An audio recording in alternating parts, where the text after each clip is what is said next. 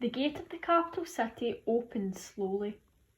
We stood in its shadow and were washed in light as the heavy doors swung open. We five, the councillors of the People's Revolution of Armagh, stepped into the captured city as our eyes slowly adjusted. The buildings around had cracks. Rubble lay along the streets, testimony to her recent successful siege. My eyes finally adapted, and there she stood.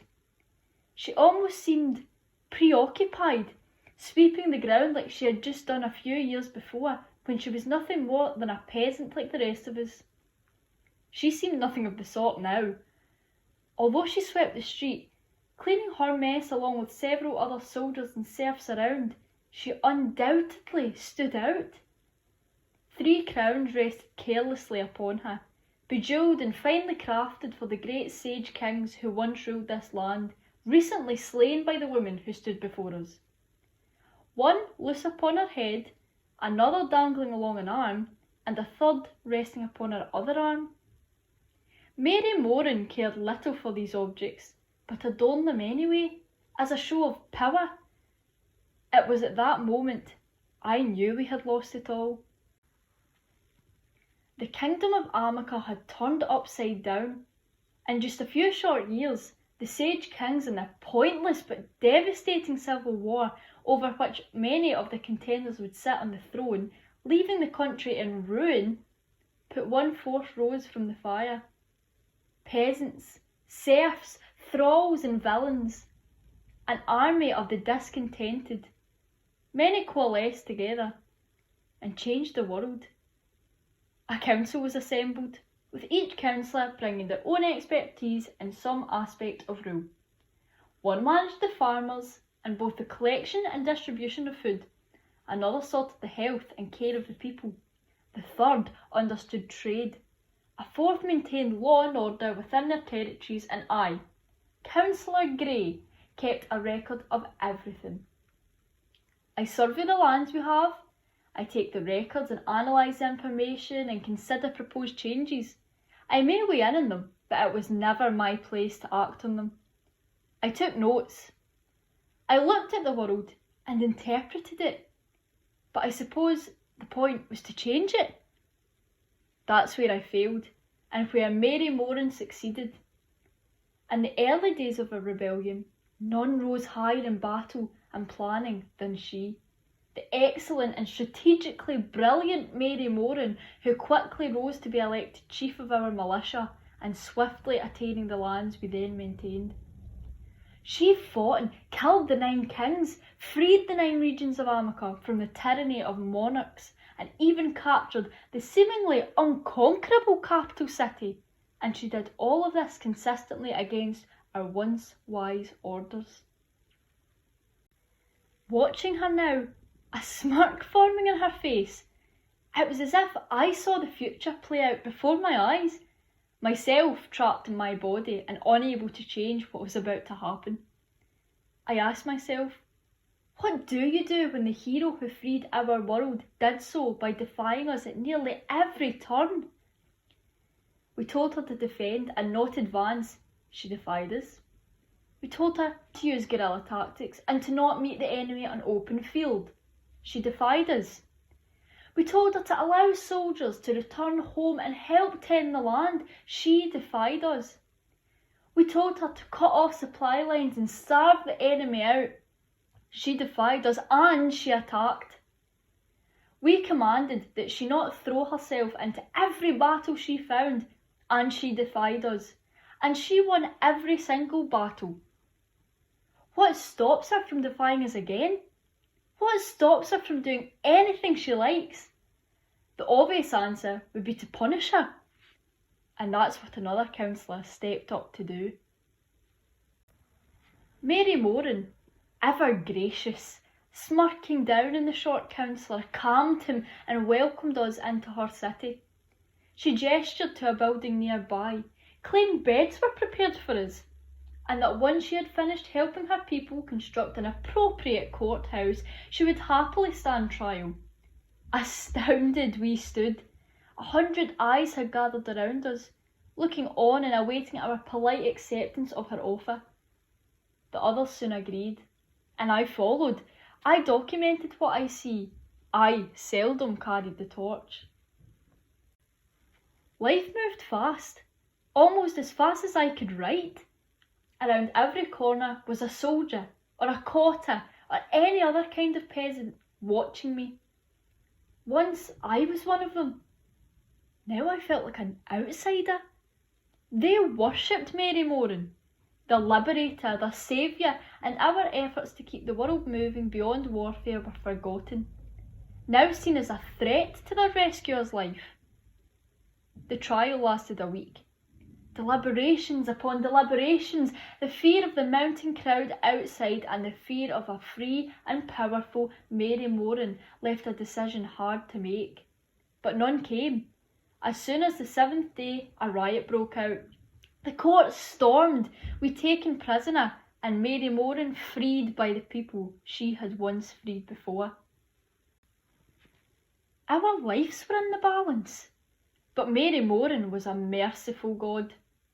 To the shock of the people, to the shock of the council, but most certainly not to the shock of herself, she pardoned all 5 of us, and we granted us the title of aristocracy. Each of us, a lord and lady and noble, granted control of each of the 5 cities of Amica, and on top of that, she granted us the collective power to elect a new monarch amongst ourselves. A great power, even though it flew in the face of our revolutionary ideals. As I recall it now, it does make sense. A war to end all kings can't have the victor declare herself one. Not even the people would stand by that, especially if I took eliminating those who brought her here, a new dynasty built upon betrayal, a poor omen to be sure. The other councillors didn't know what to say, and I merely wrote it down. However, Mary Moran was not finished, and she proclaimed that she had freed the serfs of the land, that Amica would no longer be under the sole rule of a king, and with that she split the nation in 2. Becoming chief, she led her loyal free people into the rural lands, where she would rule the unthildrum of Amica, while leaving us nobles to lead the coalition of city-states, the remnants of the kingdom of Amica.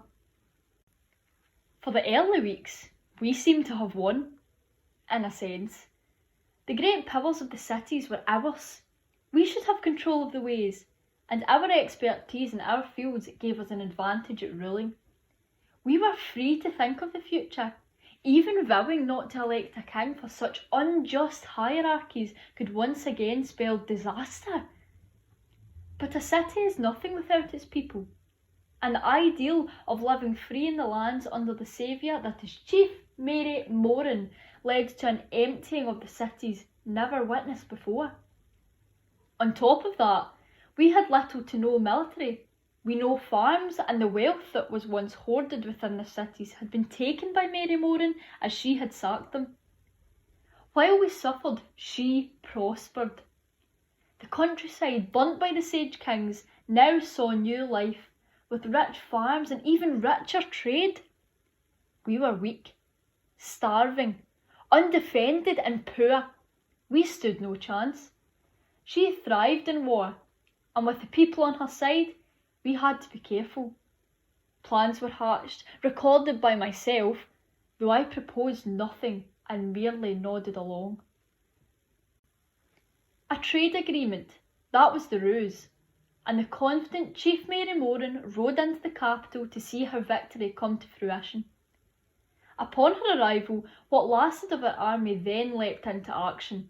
She was seized and chained and brought into dungeons where none would find her. In those dark, torch-lit tunnels, we did unspeakable things, seeking knowledge about her unthildrum and of the ways to conquer. Her smirk returned, and my heart dropped.